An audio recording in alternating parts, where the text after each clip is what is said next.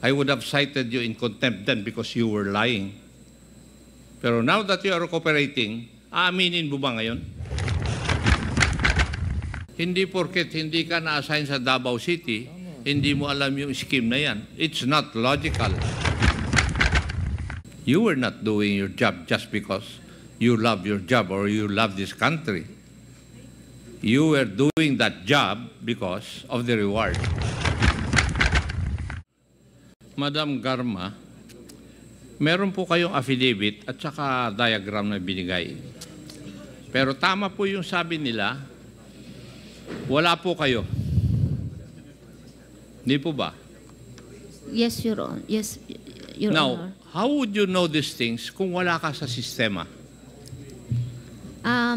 Nung pong umpisa po na inaayos po ni Sir sa CIDG, yung mga ganyan po, since friends ko rin naman sila, and parang nalaman ni Sir Leonardo din na kaya siya ang na-mention dahil po nagtanong sa akin si Presidente, nagkukwento po siya. And pag nandun po ako sa opisina, nakikita ko yung movement. So lahat ng impormasyon mo tungkol dito sa war on drugs na nakalagay dito yung sa iyong affidavit at saka dito sa diagram na binigay mo, galing po lahat ito kay Colonel Leonardo in your meetings with him? Yes, Your Honor, and yes po. And yung experience din nila sa ground as Hindi, kasi experience nila sa ground. So in other words, sa lahat ng bagay, hindi po kayo kasama, pero karamihan sa detalye ng operation ng war on drugs, alam po ninyo. And yet, you say, hindi ka kasama sa sistema. Alam ko po, Mr. Chair, kasi po, kami po din sa ground, nakakahalubilo ko yung R2 namin, yung mga operatiba, yan po pinagkukwentuhan. And there was a briefing na pagkausap po siya, si Sir Leonardo, nakukwento niya yung level, sana ba yung level 1 na yan? Hindi, dahil pag level 1, ano lang yan, ordinary, nag-explain siya. I cannot recall na lang po yung specific amounts po sa lahat. Okay. Nag-explain po siya sa akin. On that day, you said that you were called by the President. Dalawa lang kayo nag-usap. Yes, Your Honor. Tapos, hindi mo inaamin dito sa amin sa previous hearing na hindi ka malakas kay Presidente Duterte. I don't... Hindi ko alam kung malakas. Yeah, I think so, Mr. Chair, na... Ngayon, inaamin mo na malakas ka sa kanya. Because I can see from the scheme of things, tatatlo lang naman yung opisyal na malakas doon sa level na mataas, malakas kay Presidente. Ikaw, si Colonel Leonardo, at saka Senator Bato de la Rosa. All the other officers, PNP officers, assigned in Davao, nasa ilalim pa nga ninyo eh. Tama? Kasi, Madam Garma, all the signs are there na malakas ka kay former President Digong. Kasi sa isang ceremony sa Malacanang where generals of the Bureau of Jail Management and Penology, Bureau of Fire Protection, and the Philippine National Police, naka-white duck silang lahat eh. At ikaw lang ang colonel, lieutenant colonel na mapropromote sa full colonel in blue attire. Yes, and po. the President gave you special attention, and yet you are very brave and blatant to say na hindi ka malakas kay former President Duterte. I would have cited you in contempt then because you were lying. Pero now that you are cooperating, aaminin mo ba ngayon? Yes, Mr. Chair, I have...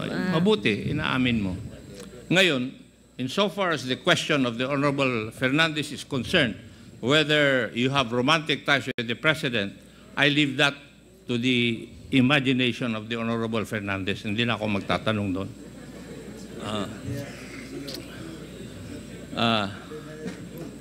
Kasi kung magtatanong ako, baka umamin ka eh.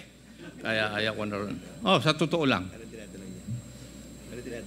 Baka umamin ka. At anyway, yung binanggit mo na pangalan, Romel Bactat, Rodel Serbo, Michael Palma, they were all members of CIDG? Yes, Your Honor. Yes, Mr. Chair. And how did you come to know them? I was assigned with CIDG 2005 to 2008. And how So- did you know their specific assignments vis-a-vis Colonel Leonardo? Sinasabi po nila eh. Sino nagsasabi? Sila po, sir. Kung nagtapok, nag-ipon-ipon, sir. Okay. And observe naman sa movement, paki-encode mo to, ganon. Makikita mo, okay. So, pag pulis po, chismosa po tayo. So, nagtatanong po tayo, Mr. Chair. Kaya ako Kaya po, nalaman nagtataka, ko po. Madam Garma, alam mo ang sistema, yung general structure at saka flow ng communications at saka flow ng monetary considerations, pero hindi ka kasama sa sistema. Hindi ako makapaniwala doon, Madam Garma. Now, itong si Bactat, Serbo, and Palma were already dismissed, I think, this year, right? Yes, Mr. Chair. Sa dami ng kaso nila. They Yes. were dismissed administratively because of the administrative cases filed against them. Would that be correct? Yes, Mr. Chair. Yes. Now, dito sa diagram,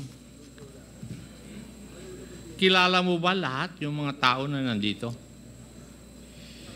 Dito sa ginawa mo? Opo, Mr. Chair. Except for alias Muking? Sir, I was really trying to recall her first name talaga. Honestly, Pero I kung cannot. first name, in other words, you knew her last name. Espino or Spina, I wasn't sure. Pina-research ko rin po yung kagabi, hindi ako nabigyan ng sagot po. That's why it's a public knowledge naman And when you say Muking. How did you siya come po. to know that the money came from her office going to a certain Mr. Pedro Parungo? Sinabi po ni Pedro, sir, yung pong sinabi ko na kumakamot siya ng ulo, sabi ko, oy, bakit? Sagot niya sa akin, problema ako, ma'am, kasi marami ng pera pumapasok sa account ko, nasisita na ako. Saan galing? Galing kay instruction kunin, pinapadala ni Muking. Yun po ang sinabi niya sa akin po. We have questioned the former Commissioner Leonardo in the previous hearings that we have had. He has always denied itong pwesto niya dito sa diagram na ginawa po ninyo. He has always denied that whenever we have asked him that question. And now, here you are stating na siya pala ang paymaster.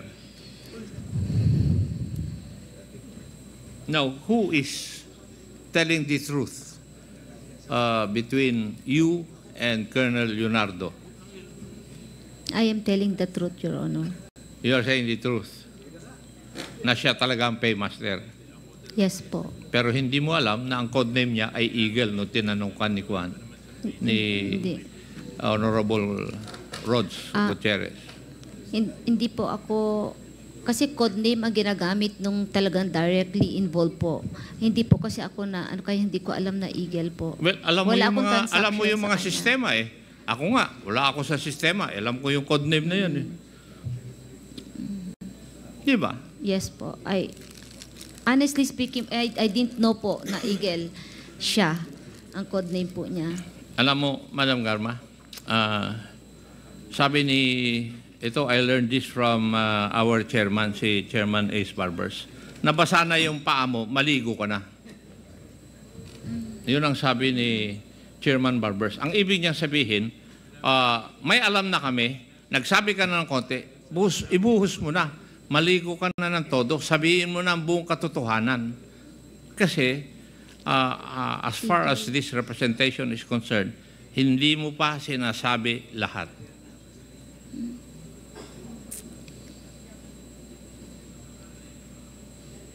Yun po sa Eagle talaga po. I cannot recall. Hindi ko po alam na siya yung Eagle. Kasi po, code ang ginagamit ng mga nasa ground, but ako I don't use Eagle. I don't know kung sinong Eagle nga po eh. Now, Sir. you have also stated in your affidavit na yung mga ibang opisyal, hindi naman lahat, na nakaka-deliver, yun ang terminology mo, ay nabibigyan ng reward ni Colonel Leonardo.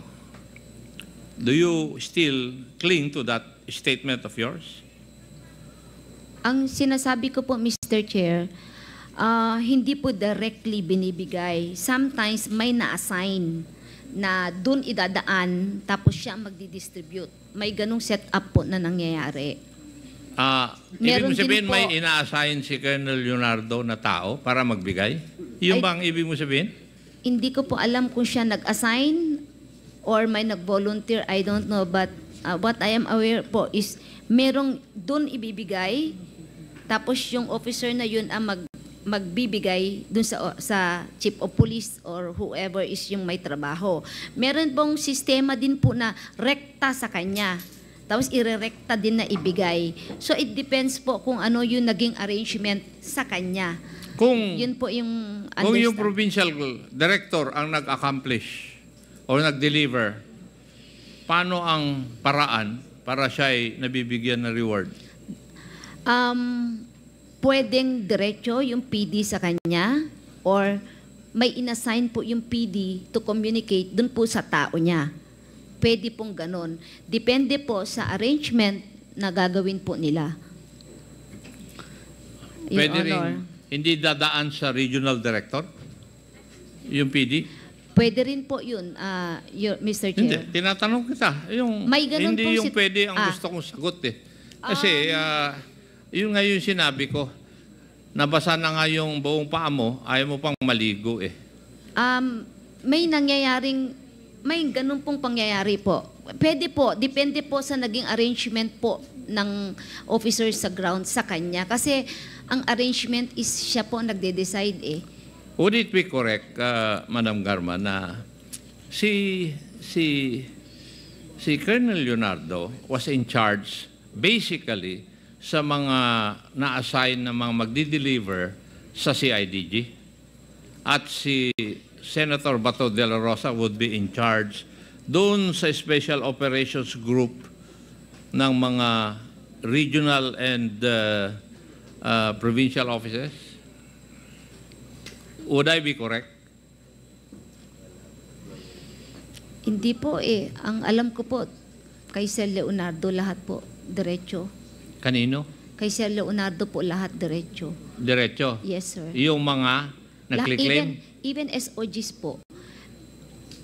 Ang Kay pagkakaalam Colonel ko po. Leonardo lahat tumidiretso? Opo. Or meron po na dedicate na officer na dun ipadaan yung pera tapos siya magdi-distribute. And you stand by that on your honor? Yes, Mr. Chair. Yes. Now, Colonel Patay, Yes, Mr. Chair. ikaw ba ay nakakobra? Wala po, Mr. Chair. Sa MOA lang po ako at saka sa PADS, Mr. Chair. Kasi marami pong personnel sa Station 6 sumabot ng mula 300 hanggang 600. So, 1,390 po yung ano namin. Wala po akong ano doon, Mr. Chair. No? Wala po akong natatanggap doon, Mr. Chair. Doon sa mga napatay dito sa Quezon City. Wala po, Mr. Chair. So, what you're trying to tell us is Madam Garma is the one lying. Hindi ko po alam yung ganun, Mr. Chair. Ganun, yung mga schemes na ganun. Galing mo. Kasi po, Mr. Chair, di ba po ako nasa ng Davao City, Mr. Chair? Hindi porket hindi ka na-assign sa Davao City, hindi mo alam yung scheme na yan. It's not logical. Di ba? Bakit ako? Hindi ako na-assign sa Davao, pero alam ko na ngayon. No, following your logic, Colonel Patay. Mr. Chair, ngayon ko lang rin narinig yung mga ganyan na ano, na nag-confirm si Colonel Garma. Isang conclusion lang yung nangyari. Di ba, Colonel Pitalio? Nabukulan. Sir. Di ba? Doon sa linggo ninyo, Yes, sir. nabukulan. Parehas kami siya ni Colonel Patay. Na nabukulan ka rin. Yes, sir. How about you, Colonel Grijaldo? Nabukulan ka rin?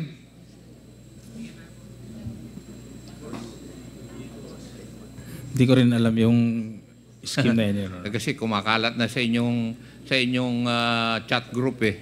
Huwag niyong aminin na kwan eh. Na may reward. You know why?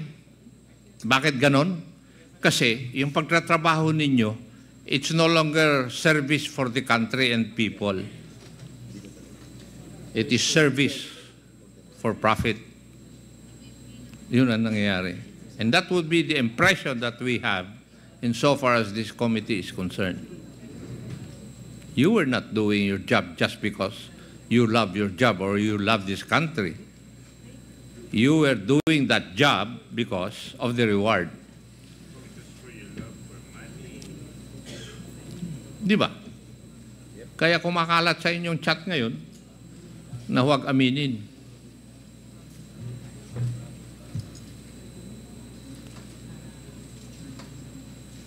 Pero mas naniniwala na ako ngayon kaysa sa inyo kay Madam Garma.